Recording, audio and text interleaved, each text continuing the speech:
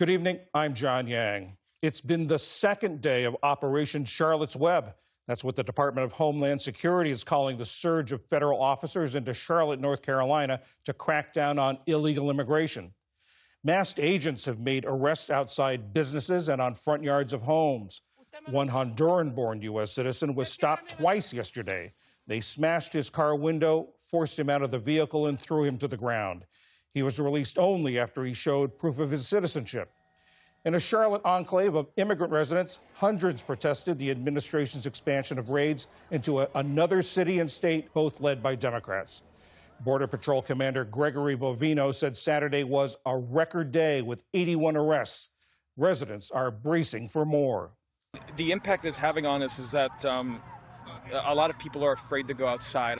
It's terrifying to pretty much know that at any moment a federal agent can just come out and abuse you just because of the way you look. Meanwhile, the Pentagon is sending home hundreds of National Guard troops that President Trump had deployed to Portland and Chicago. In Southern California, the forecast is for more rain today, but storms eased overnight, allowing officials to lift mandatory evacuation orders. Residents woke up to fallen trees and rising waters. The risk of mudslides persists, and officials urge people to drive slowly and be aware of debris. At least 2 deaths have been reported, and 1 child is still missing.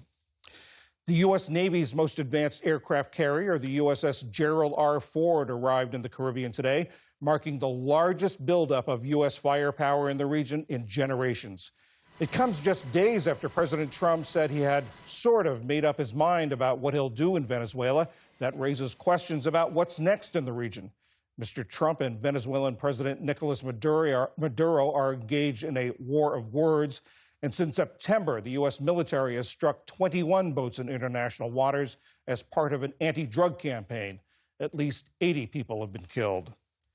Ukrainian President Volodymyr Zelenskyy says 1,200 Ukrainian prisoners could soon be returning home. He says talks with Russia to resume prisoner exchanges are progressing. Overnight, Russian drones damaged Ukraine's energy infrastructure in Odessa, while Ukraine struck a major oil refinery in Russia's Samara region. In an Associated Press interview, Finnish President Alexander Stubb said he didn't expect a ceasefire anytime soon and urged Europe to maintain its support for Ukraine. I'm not very optimistic about achieving a ceasefire or the beginning of peace negotiations, at least this year. I mean, perhaps if we get something going by February, March, that would be good. Stubb also said President Trump and European leaders need to step up pressure on Russia to achieve peace. Chilean voters went to the polls today in the nation's polarized presidential election. They chose between 4 leading candidates who've been competing over who's the toughest on crime and immigration.